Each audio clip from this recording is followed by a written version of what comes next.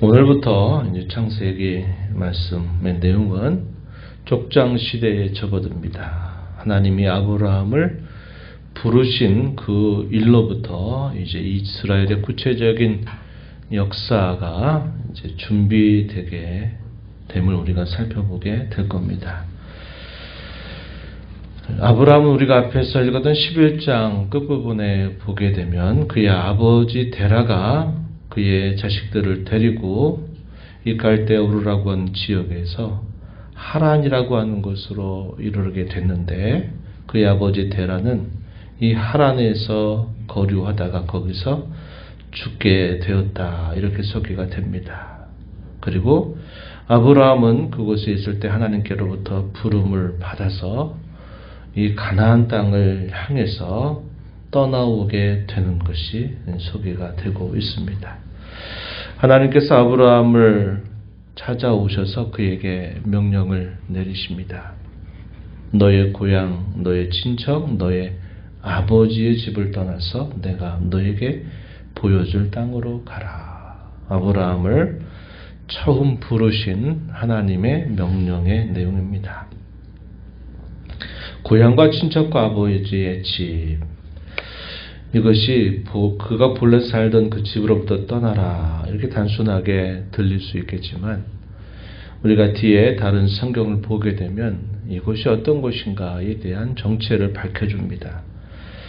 여호수아서 24장 2절 말씀에 보면 여호수아가 이스라엘 자손들을 향해서 고별 설교 같이 유언적인 설교를 할 때 이 사실을 알려줍니다.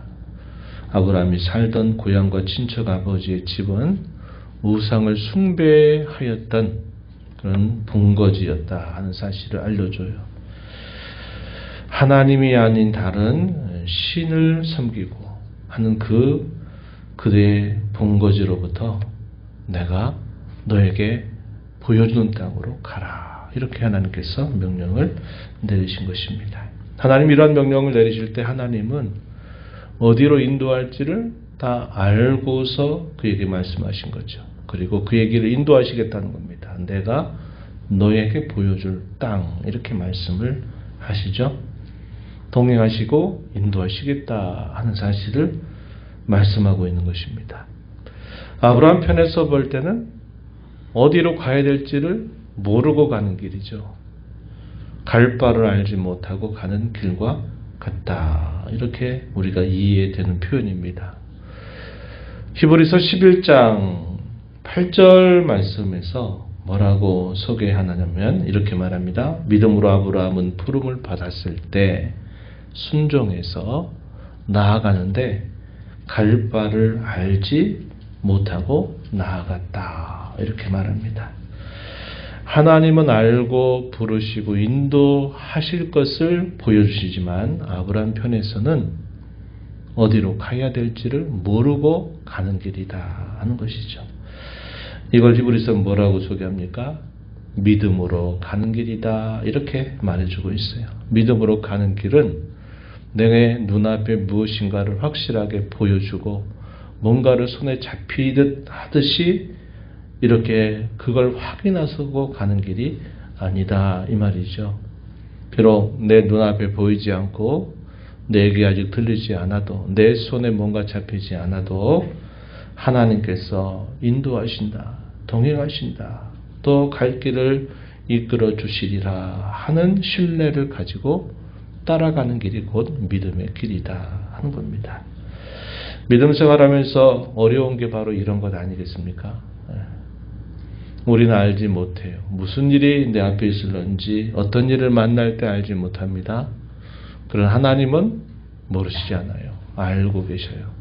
그래서 우리가 믿음으로 산다고 하는 것은 무엇인가 내게 확실한 증거가 보여주어야만 그때 발을 떼고 움직이기 시작하는 신앙생활이 아니라 믿음 생활은 아직 그것이 뭔가 보이지 않아도 나는 지금 내 앞에 어떤 일이 펼쳐지는지를 알지 못해도 하나님이 함께 하신다, 인도하신다, 동행하신다 라는 사실을 신뢰하고 따라가는 겁니다. 이게 믿음의 길이다 하는 사실을 우리에게 잘 보여주는 것입니다.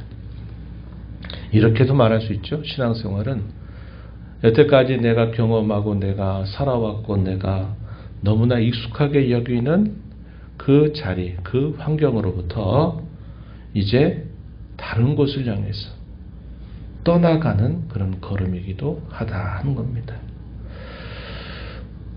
죄 아래 살고 죄의 속박 아래 살고 죄의 종노릇 하며 살았던 우리의 아주 익숙한 삶으로부터 그 현장, 그 자리를 떠나서 하나님께서 가라고 하는 곳으로 향해 가는 그 모습, 이것이 또 한편으로는 신앙생활 혹은 믿음 생활이다. 이렇게도 말할 수 있는 것입니다. 그래서 이러한 내용들을 우리가 이 구절을 통해서 생각하게 되며 하나님이 이렇게 명령하실 때는 반드시 약속을 동반하고 있습니다. 그 약속이 무엇입니까?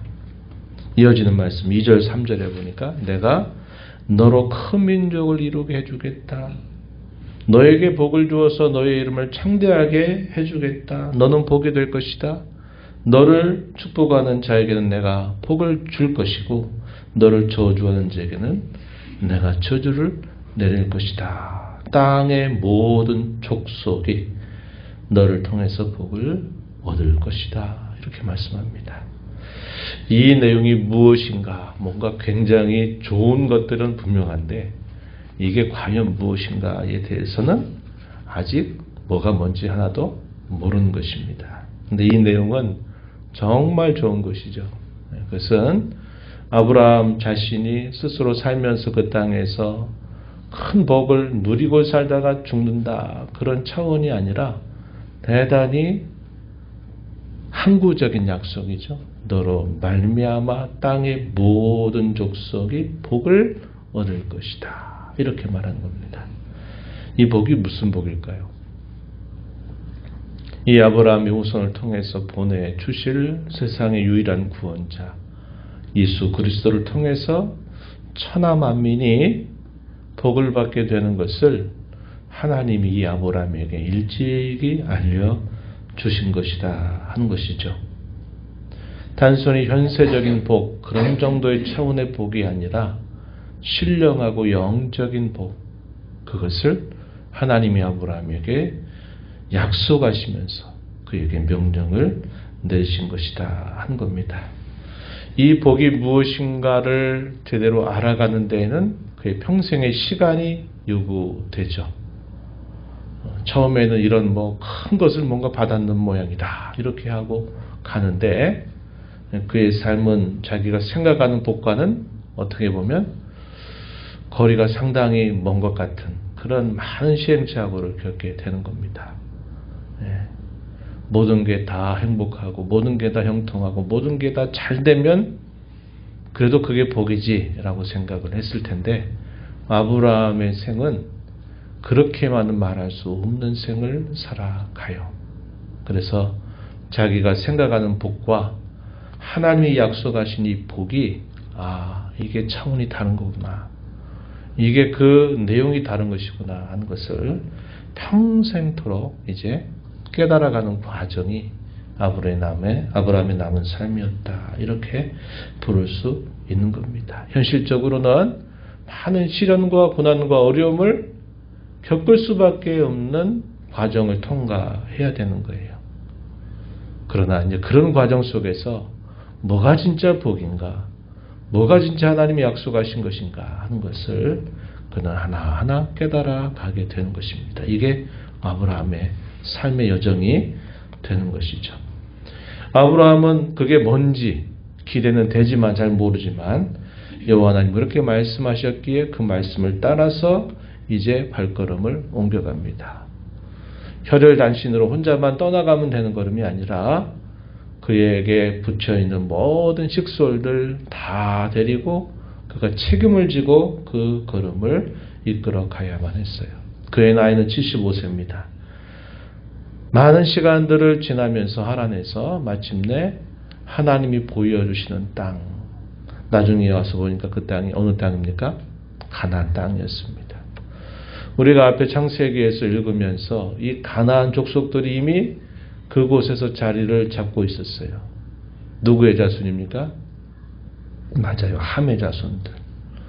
노아가 함에 대하여 이 가나안, 너의 아들인 가나안은 내 형들의 종의 종이 될 것이다 라고 말하죠. 그 말씀은 그때도 우리가 살펴본 것처럼 이 가나안 땅을 그들이 이 가나안, 함의 자손인 가나안 사람들이 그 후손들이 그 땅을 살면서 있겠지만 결국 하나님께서 셈의 자손들에게 그 땅이 정복당하도록 이 셈의 자손들이 그 땅을 차지하게 될 것을 미리 예언적으로 보여주셨던 것처럼 이 아브라함이 들어간 땅은 이 가나안의 후세들이 자리를 다 잡고 있는 그 땅을 들어가게 된 것입니다. 하나님이 그 땅에 순종하여 쫓아갔던 아브라함에게 또다시 약속하세요. 7절 우리가 읽은 말씀에 보니까 내가 이 땅을 내 자손에게 줄 것이다. 다시 한번 말씀하십니다. 처음 그가 자리를 잡았던 곳이 어디냐? 세겜 땅 모래 상수리 나무 부근이었습니다.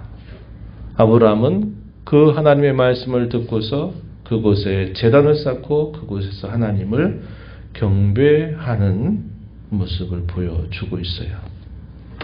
시간이 흘러갑니다. 남쪽으로 계속 내려가게 된 거예요. 극심한 기근을 만나서 이 물의 근원을 찾기 위해서 내려가고 하다 보니까 어디까지 갔느냐? 애굽의 경계선을 넘어서 애굽 땅으로 들어갔습니다. 이 애굽에 이르는 자손들도 우리가 앞에서 살펴봤죠. 미스라임이라고 부른다 그랬어요. 이것도 역시 함의 자손들이 자리 잡아 살고 있는 곳입니다. 이곳에 내려가게 됐어요. 아브라함 내려가면서 어떻게 해야 될까? 가장으로서 또 족장으로서의 책임을 생각하면서 아내와 서로 약조를 합니다. 그 약조가 뭐냐면 내가 나의 누이라고 해라. 만약에 애굽에 있는 치리자가 만약에 내가 나와 아내라고 하면 나를 죽이고 너를 아내로 삼을 것이니 누이라고 해라. 이렇게 서로 약조를 하게 된 겁니다. 뭐라고 말했냐? 13절 한번 보세요. 이렇게 말하죠. 원하건대 그대는 나의 누이라 하라. 그러면 내가 그대로 말미암아 안전하고 내 목숨이 그대로 말미암아 보존되리라. 자기에게 딸려있는 사람들을 생각하면 안 내려갈 수 없는 처지가 되었을 겁니다. 생명을 책임져야 될 책임이 있었던 거죠. 그런데 자신이 가는 그 땅에 누가 있을런지 또 그곳에 어떤 왕을 만나게 될지 아무것도 가늠할 수 없기 때문에 그가 깊이 골몰하다가 그가 생각해낸 방책이 바로 이것이었다 하는 겁니다. 그 나름대로는 최선의 길이라 생각했을 거예요. 그런데 그게 하나의 계기가 돼서 그의 말대로 되는 겁니다. 그 애굽의 왕 통칭이 바로 바로라는 이름이었어요. 바로의 궁으로 이끌려 들어갑니다. 바로의 신하들은 칭찬해요. 와, 저렇게 아름다운 여인이. 그런데 그 아브라함의 동생이라고? 그렇다면 저 여인을 바로의 아내로 삼으면 좋겠다. 그래가지고 바로도 마음에 들어서 아내로 삼으려고 했습니다. 아브라함에게는 많은 것들을 줬어요. 많은 가축들, 소유들을 준 겁니다. 왜? 그의 오빠라고 하니까 잘 보여야 되지 않겠습니까?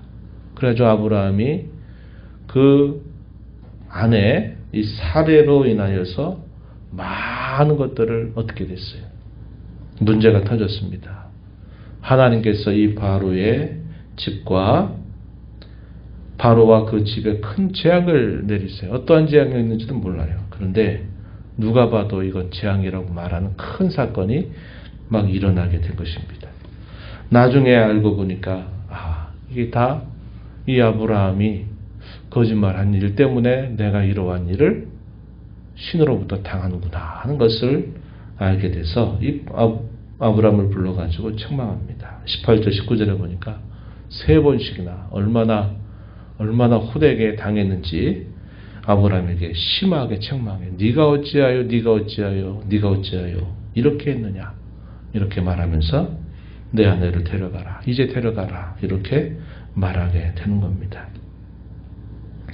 아브라함은 거기서 안전하게 이 바로에게서 노임을 받아서 이제 옮겨가게 되는 일이 있게 되죠. 아브라함이 건짐을 받았어요. 죽음의 위기로부터 바로에게서 건짐을 받은 겁니다. 이것은 아브라함이 잘해서가 결코 아니었어요. 그것은 하나님의 긍휼과 자비와 도우심으로 인하여 그렇게 구출을 받은 것이다 하는 것이죠. 구출받는다, 건짐받는다, 구원받는다라고 하는 사실의 근본적인 성격은 이런 겁니다. 자기가 잘해서 그렇게 된 게 아니라 그런 벌을 받아 마땅함에도 불구하고 하나님께서 그를 도와주셔서 건져주시는 것이다. 이 구원의 성격이 바로 그래요. 우리도 어떻습니까? 마찬가지죠. 우리도 우리가 범하는 죄에 대한 결과로 우리 마땅히 벌을 받아 마땅한 자들이에요. 그런데 하나님이 벌 받지 않게 하세요. 그 벌 받는 것으로부터 우리를 구원해 주신 겁니다.